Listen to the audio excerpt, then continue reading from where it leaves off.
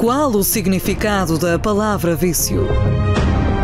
Vício é um hábito repetitivo que degenera e causa algum prejuízo ao viciado e aos que com ele convivem. Começa agora o programa Vencendo os Vícios. Deus abençoe e ilumine a sua vida, e eu quero falar com você que está aí agora para cometer uma loucura, o suicídio. Você está a pensar em que a sua vida já é um caso perdido, que já não existe mais saída ou solução. Ligue para cá agora, 218-368-008, ou o nosso número, o WhatsApp da Cura dos Vícios, 964-412-240. Eu vou mostrar para si, nessa programação, que vício tem cura. E falando sobre vício, há um vício que muito tem destruído as famílias, que é o vício dos jogos, que tem crescido dia para dia e começa apenas pelo prazer dos desafios, muitas das vezes online, mas com o passar do tempo, a vontade de apostar mais e mais toma conta da mente de um viciado. É claro, vai trazendo assim muitos problemas, não só para si, mas também para a sua família. Acompanhe essa matéria falando sobre o vício dos jogos.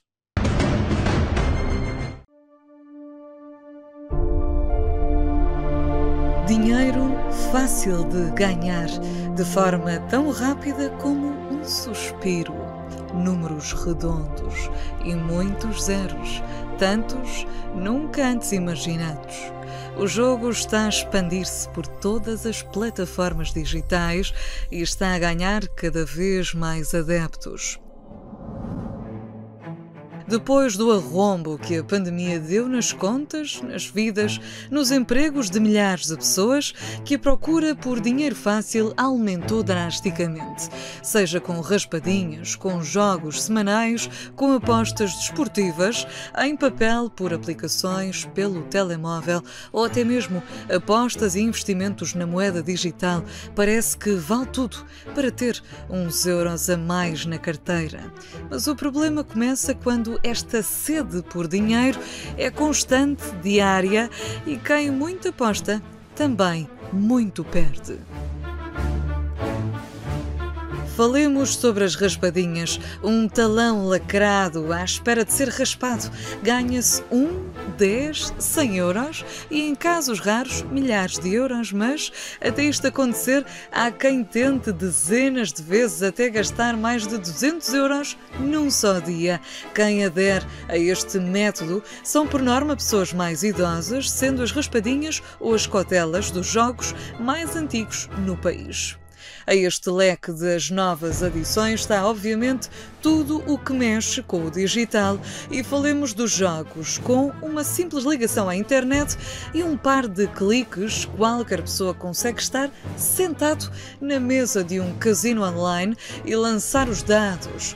O facto de o conseguir fazer em qualquer lado e a qualquer hora fez já angariar muitas pessoas, e a chegada da pandemia agravou ainda mais esta tendência.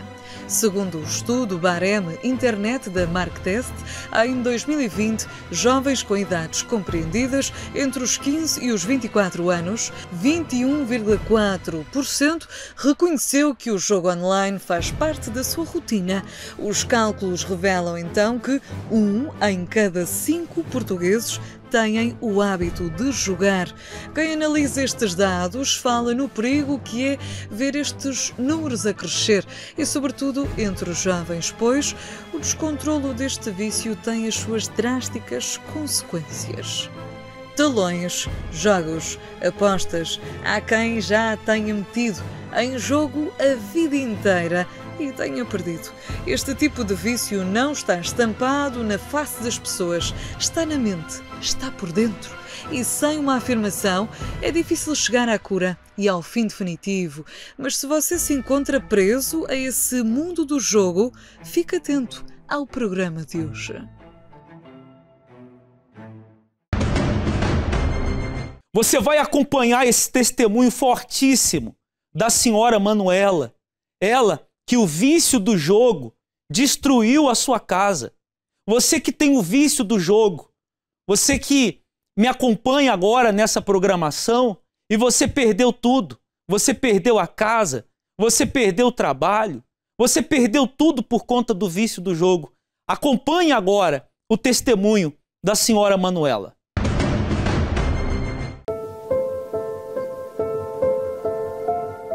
Eu era feliz no meu casamento, até que um dia surgiu uma carta no correio que mudou por completo a minha vida.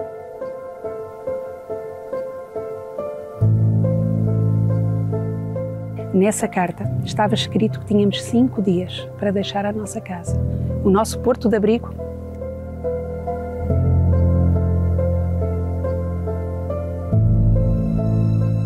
E o desespero que eu senti nesta situação, eu fiquei sem chão, eu não sabia o que fazer.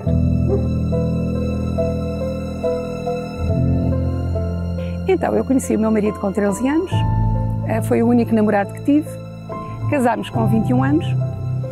E antes de casar fizemos planos, era o sonho da minha vida, eu queria casar. Eu queria sair de casa dos meus pais, porque nós vivíamos pais e avós na mesma casa e era muito complicada a nossa relação.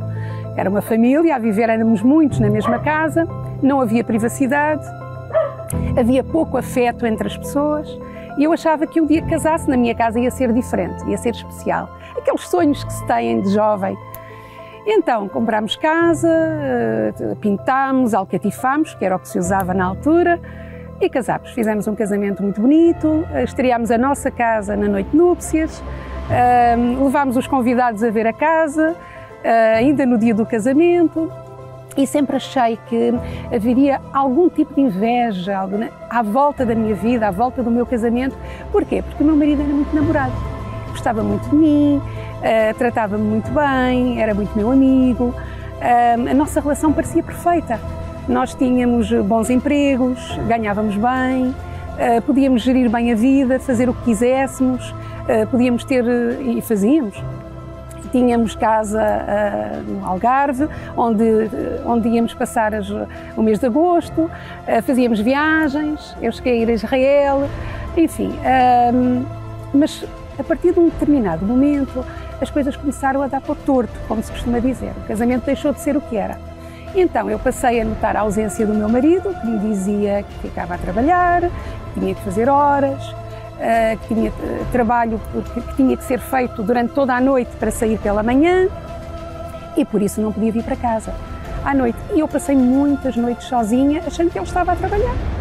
E, na verdade, ele tinha se envolvido com amigos e tinha procurado os casinos e começou a gastar muito dinheiro, viciou-se no jogo do bingo, nas máquinas e a partir dali foi um descalabro. Portanto, começaram as brigas em casa também, eu sem saber ainda o que se passava, mas achando que havia alguma coisa de estranho na minha vida. E, claro, eu pressionava ele, eu queria saber porque é que ele chegava tão tarde, porque é que vinha um bocadinho alcoolizado, porque é que vinha mal disposto, porque ele chegava a casa com dores de cabeça, com mau humor, às vezes deitava-se, levantava-se logo a seguir para vomitar, não estava bem. Se eu começasse a fazer muitas perguntas, ele tomava banho, vestia-se e saía outra vez, ia-se embora. E tudo isto me trouxe muita angústia, muita tristeza. Além de mais, já tinha um filho também.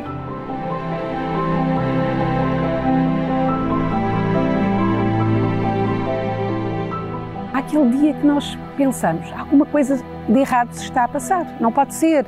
Nós percebemos que é hoje que vem a conta da luz que não foi paga, é a conta da água que não foi paga, mas porquê? Nós tínhamos a vida sob controle, nós tínhamos bons ordenados, tínhamos como equilibrar a vida, não havia necessidade de haver dívidas. E até que um dia, eu já perdida, sem saber o que é que havia de fazer à minha vida, abri a caixa de correio e descobri uma carta do banco, que me dizia que tínhamos 5 dias para abandonar a casa. E dizia-me exatamente o valor que tínhamos em dívida, já com juros de demora acumulados. Quando descobri aquela carta, eu chorava muito. Simplesmente eu dizia, não pode ser, isto é impossível. Mas, afinal de contas, como é que ele me faz uma coisa destas e não tem a ousadia, a coragem de me procurar, de falar comigo, de me explicar a situação? Olha, foi um momento Eu não sabia o que é que se estava a passar, mas também não podia aceitar que ele tivesse deixado de pagar a casa, porque era uma incumbência dele, e não me tivesse avisado, não me tivesse dito nada. Portanto, estávamos em via de ir para a rua e eu não sabia. E aí começaram as brigas mais fortes. Digamos que houve até violência doméstica. Eu cheguei a bater-lhe, eu cheguei a ter atitudes de descontrole, de nervosismo, a ponto de me atirar a ele, porque ele não queria falar, até que ele acabou por confessar. Teve que confessar o que se passava e aí eu quis acabar tudo, quis acabar o casamento, disse-lhe que nos íamos separar, que não podia aceitar aquela situação, tinha perdido a confiança nele. E digamos que eu também era um pouco rebelde, um pouco descontrolada, neurótica. Digamos que a forma como eu lidei com a situação também não ajudou nada. Não ajudou a ponto de ele exatamente não falar comigo porque temia a minha reação. E foi aí que um dia eu li um testemunho na revista Maria. Na altura, a revista Maria encontrava-se em todo lado, nos cabeleireiros, em todo lado onde nós íamos, cafés, havia uma revista Maria. E eu sentei-me e abri, desfolhei, e tinha um testemunho. Tinha um testemunho que chamou a minha atenção. Era um milagre. E eu pensei, olha, é isto mesmo que eu preciso, um milagre na minha vida. E então eu recorri, pensei, se aqui está a dizer que esta senhora foi abençoada, eu também vou ser, só pode, eu vou fazer o mesmo que ela fez. Eu vou lá e vou descobrir por mim própria o que é que há naquele lugar tão especial, que acontecem tantos milagres. Ali eu encontrei exatamente uma palavra diferente, uma palavra de fé que me impulsionou a ser outra pessoa, que me levou a usar a fé e a descobrir que através da fé eu podia mudar como pessoa, eu poderia curar as minhas mágoas interiores, as minhas feridas e poderia também transformar a vida do meu marido e até reconciliarmos um com o outro e recuperar o casamento. E no fundo era isso que eu queria, era isso que eu procurava. Depois que eu comecei a usar a minha fé, tudo mudou. Meu marido mudou, eu mudei, houve uma reconciliação muito grande, houve uma paz, eu adquiri uma paz que eu não tinha. Na verdade, as pessoas hoje em dia procuram paz. E eu não tinha essa paz, era conflitos em cima de conflitos. E eu não tinha paz em mim mesma, dentro de mim própria, mas também não dava paz ao meu marido. Então nós começámos a tomar as decisões certas, começámos a ver uma mudança total na nossa vida. Hoje eu sou uma pessoa feliz, que era isso que eu procurava, era a felicidade. Sou uma pessoa feliz, tenho um marido também que é um homem feliz ao meu lado. Eu sou uma mulher diferente também, porque não era uma mulher fácil. Hoje saímos, planeamos o fim de semana, vamos até ao norte, vamos passear, temos a vida toda orientada, não temos dívidas. As coisas mudaram completamente. Eu não perdi a minha casa.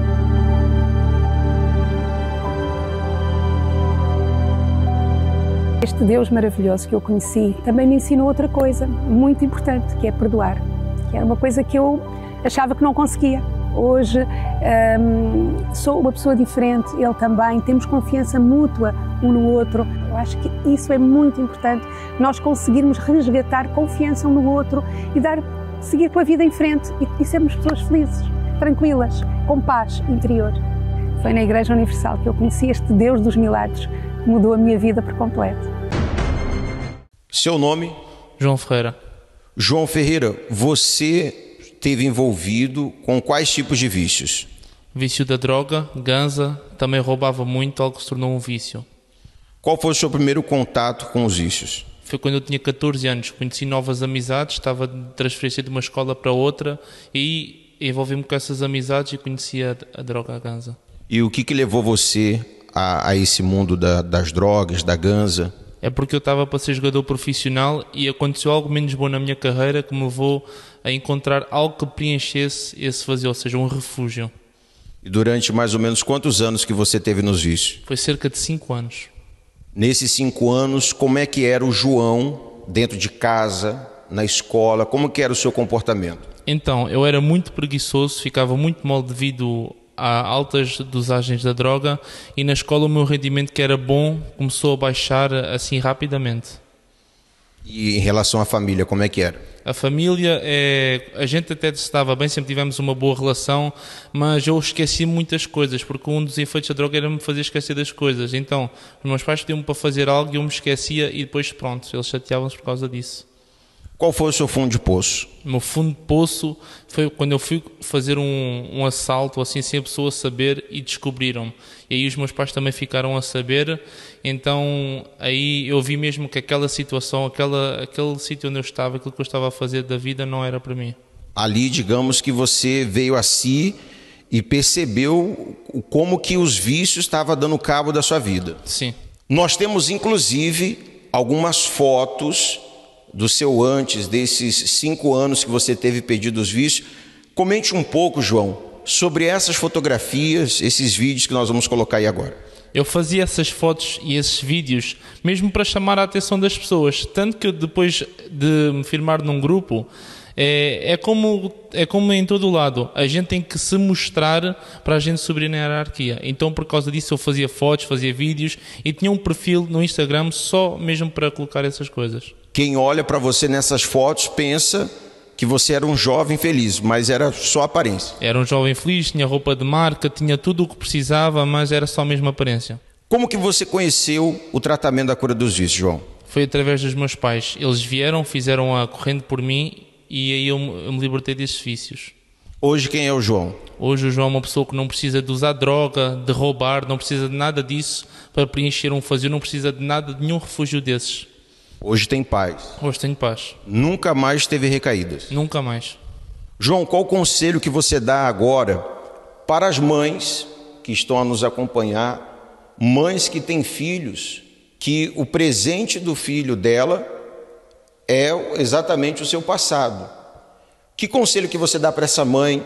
Que conselho que você dá para esse jovem que agora nos acompanha, que por conta de problemas da vida, tristezas, fracassos na vida sentimental, se refugiam nos vícios? O que você tem a dizer para essas pessoas? Eu convido a virem e a fazerem um desafio.